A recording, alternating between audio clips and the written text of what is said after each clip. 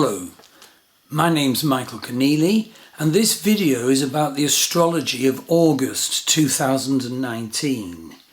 There's a very detailed blog with charts to accompany this video, so do go further than the video, read the blog, look at the charts, and the link to the blog post is below the video down there. Right. If I was to choose out one major influence in your life for August 2019, I would choose the Saturn-Ketu conjunction, the Saturn South Node conjunction that runs all this year, and it's in Vedic Sagittarius. And basically, and as I explain in detail in the blog, Saturn is about our scripts and blocks and responsibilities as we see them. And Ketu has a destructive energy, but for spiritual purpose. In other words, if we're defining our life through invalid rules and assumptions, Ketu will smash against those prison walls. And in my opinion, the call now is to study what's been going on so far this year in terms of the conflict between Saturn blocks and Ketu revolution and inspiration that I've described. And now is the turning point to do something about it. Now is the time to really take stock and define your strategy. Saturn's retrograde now, which can give rise to pessimism or even despair, but we have to not give in to that. We have to almost sit down and maybe write out, what is the unresolved conflict in our life that Ketu, the bringer of inspiration and revolution, is trying to smash down, so that we can redefine ourselves and redefine our life now. And we need to take the steps to do this, starting from the new moon of the 1st of August. So basically I've summarized the nature of the Saturn-Ketu conjunction. But of course you have to not only understand the nature of the conjunction, but look at the transiting conjunction, but look how it's affecting your birth chart and your life. So in my case, the Saturn-Ketu transiting conjunction that's transiting in Vedic Sagittarius is in my 6th house. And one of the major concerns and life areas of the 6th house is health. And certainly last year I overworked and had a lot of stress. We just moved house, and I developed a couple of sort of health conditions. And so now I'm literally being called to sort those out. And there's some wonderful healers here in the west of Ireland. And so I found the right people and I'm taking the steps. So that hopefully may be an example. Look at the house your Saturn-Ketu conjunction falls in, and that gives you a clue as to the life area where it's particularly effective.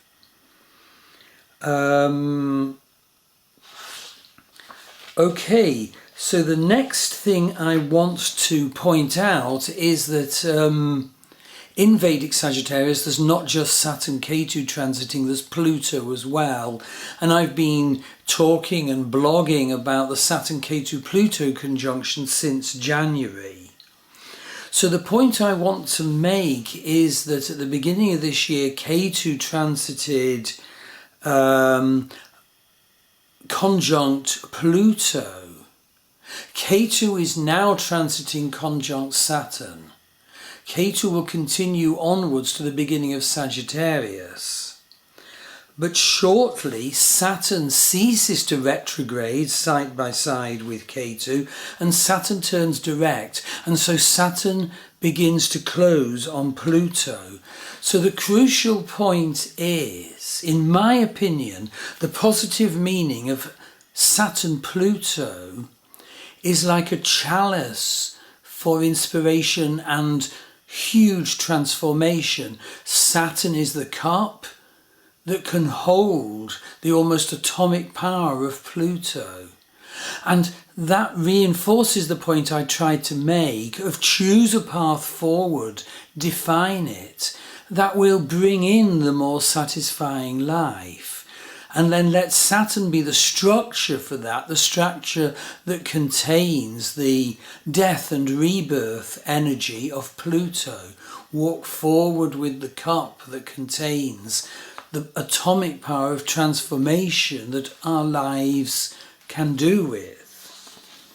Okay, the next section in the blog post is the new moon of the 1st of August.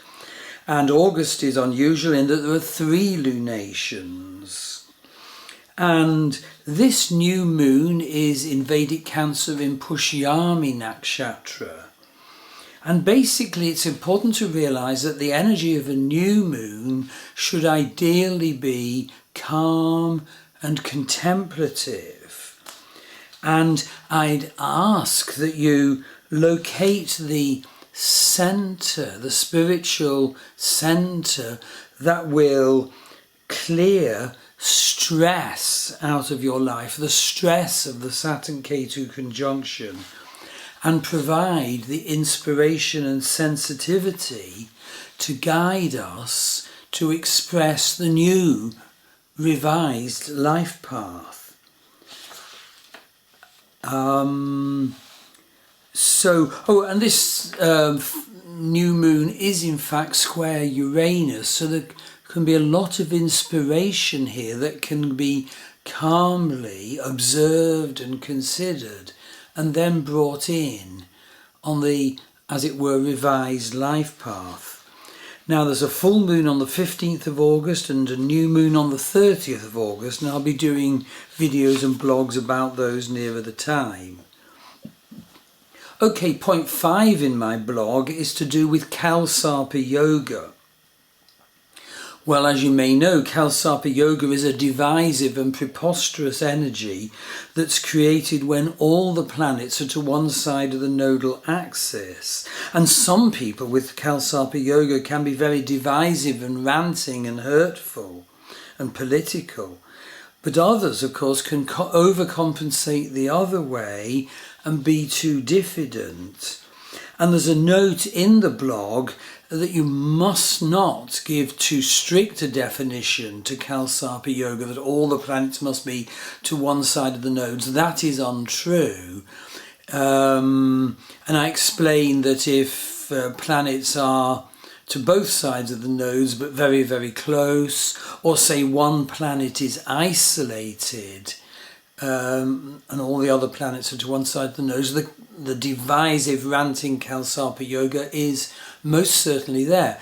And you need to be forewarned is forearmed, because if we find our mind and consciousness being caught up by the ranting, by the divisiveness, it's useful to hear, Kalsarpa Yoga, the serpent is lashing.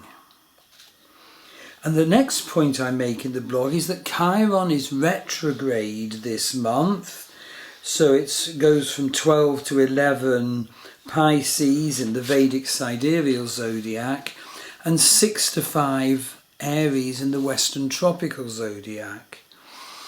And do read the bit about the healing of your existential wound that can happen with this retrograde.